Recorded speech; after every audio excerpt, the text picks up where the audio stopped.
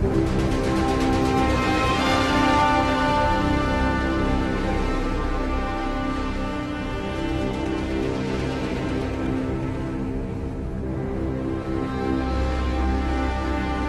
the seventh day is the Sabbath of the Lord thy God. In it thou shalt not do any work, thou, nor thy son, nor thy daughter, thy manservant, nor thy maidservant, nor thy cattle, nor thy stranger that is within thy gates.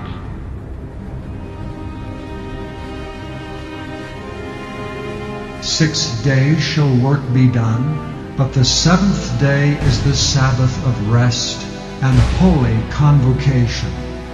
Ye shall do no work therein. It is the Sabbath of the Lord in all your dwellings. Beside the Sabbaths of the Lord, and beside your gifts, and beside all your vows, and beside all your freewill offerings, which ye give unto the Lord.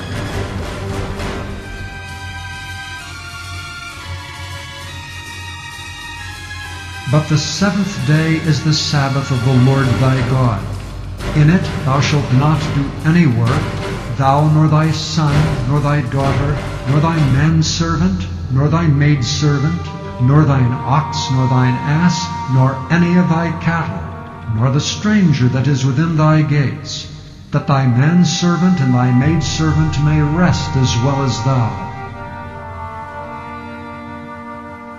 As Christians, we know that Exodus 20:10 and Deuteronomy 5:14, where the term Sabbath of the Lord is found, are two places of the Old Testament where the Ten Commandments are recited.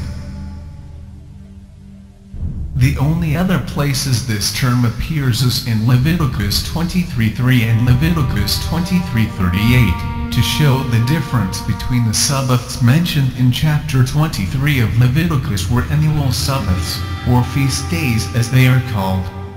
Still to this day, and the weekly seventh-day Sabbath commandment number 4 speaks of.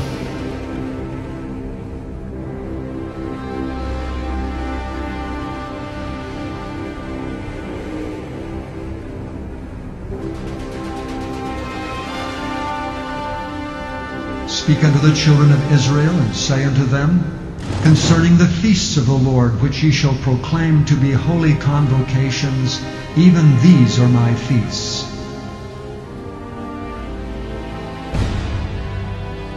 Six days shall work be done, but the seventh day is the Sabbath of rest and holy convocation.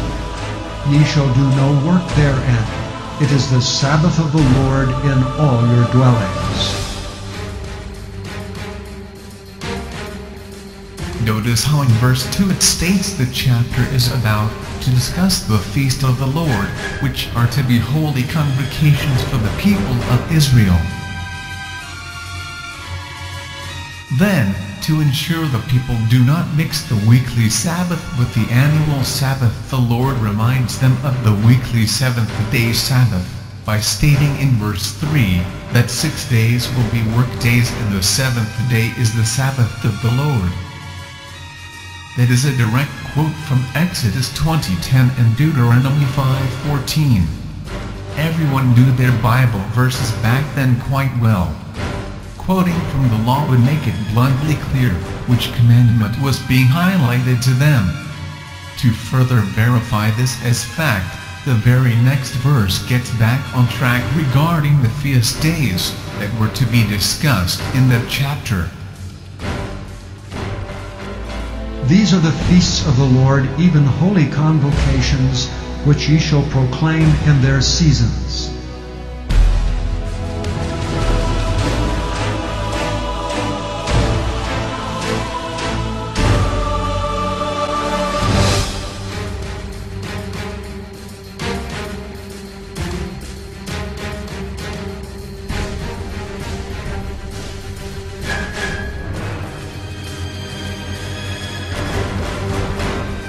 So, concerning the feasts, let me say this.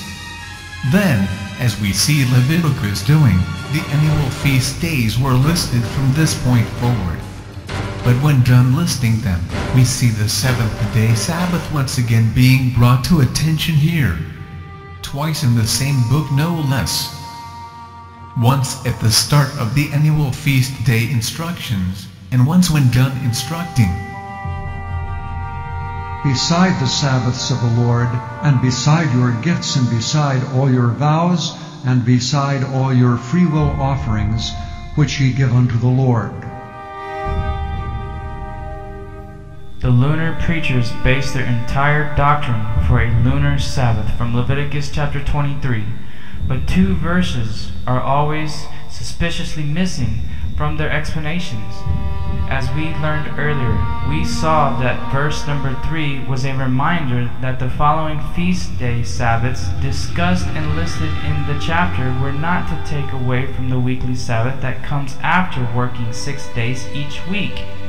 But if you notice, in Leviticus 23:38, it also says the Sabbaths listed in all the previous verses are all besides the Sabbath of the Lord, further confirming the difference between the two. Another point to ponder here is that the commandment number 4 is again being quoted here in Leviticus 23:38 directly after discussing the feast days. Notice the term Sabbaths of the Lord in that passage.